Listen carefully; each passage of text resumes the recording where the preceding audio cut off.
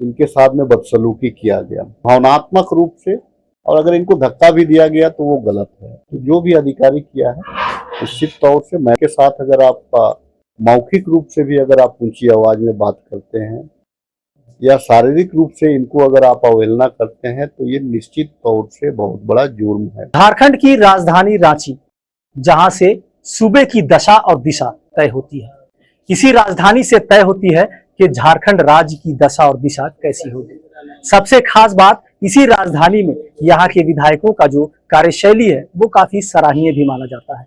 खासकर रांची का खिजरी विधानसभा, जहाँ के विधायक, चाहे वो विधानसभा हो, चाहे उनका क्षेत्र हो या फिर उनका घर हो, हमेशा से जनता की समस्याओं को कैसे समाधान किया जाए इस पर तत्पर रहते हैं। ये हमारे पीछे की तस्वीर आप देख सकते हैं। अभी फिलहाल कुछ लोग आए हुए हैं अनगढ़ा सहित विभिन्न क्षेत्रों से, जो कि खिजरी विधानसभा क्षेत्र के विधायक जो हैं उनके पास अपनी समस्याएं लेकर आए हुए हैं।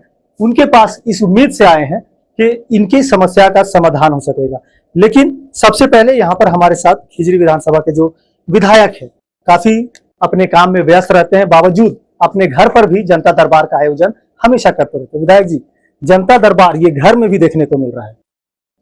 देखिए एक चीज है कि जो जरूरतमंद है, अगर हमारे एक टेलीफोन से या हमारे एक हस्ताक्षर से या हमारे पैरवी से अगर किसी का जीवन सुधर सकता है, कल्याण हो सकता है, तो निश्चित तौर से जनप्रतिनिधि को करना चाहिए। मैं भी उसमें एक प्रयास करता हूँ। आज ये पूरे दिव्यांग साथी हैं, ये लोग तमाम लोगों ने कल्याण विभाग से व्यापार के लिए, बिजनेस के लिए इन्होंने लोन अप्लाई किया है। कोई 50,000 किया है, कोई 40,000 किया है, कोई 60,000 किया है।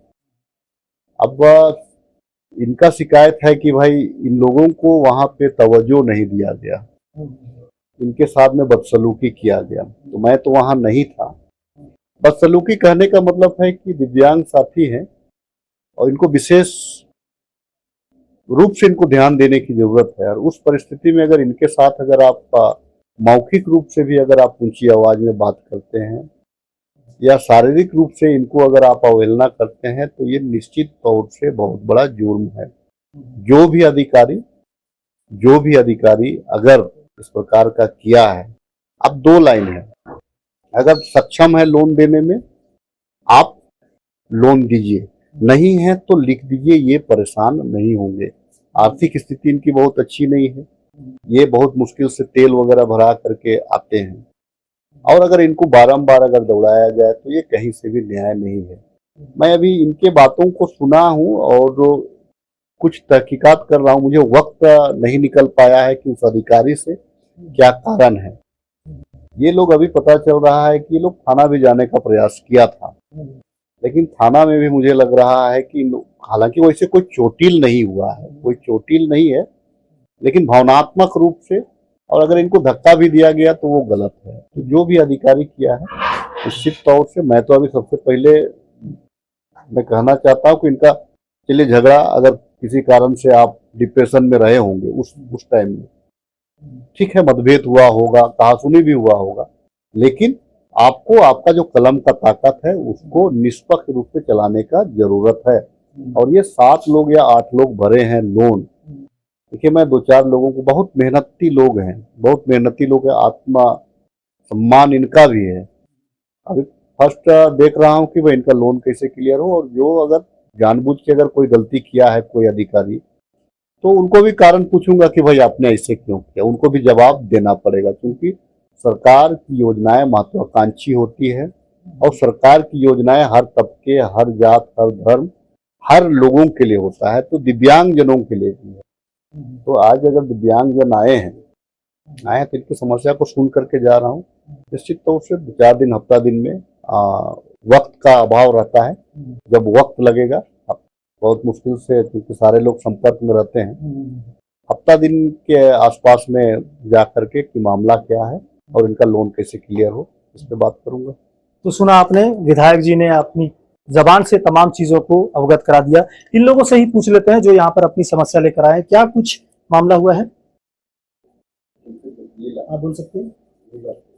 ये प्रेजेंट थी उस टाइम, वो प्रेजेंट थी। क्या हुआ था वहाँ?